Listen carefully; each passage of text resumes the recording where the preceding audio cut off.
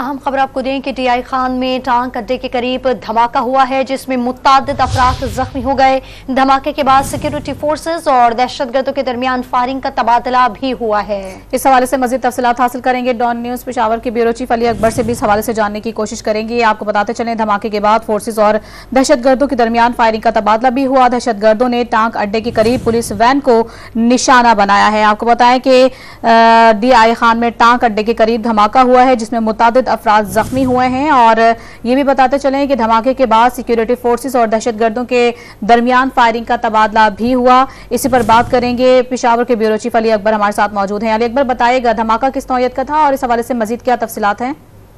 जी, ये डेरा इस्माइल खान में टांक अड्डा जो है वहां पर ये धमाका हुआ है और जराए का कहना है कि पुलिस वैन जो कि पुलिस को लाने ले जाने के लिए इस्तेमाल किया जा रहा है, उस वैन को निशाना बनाया गया है।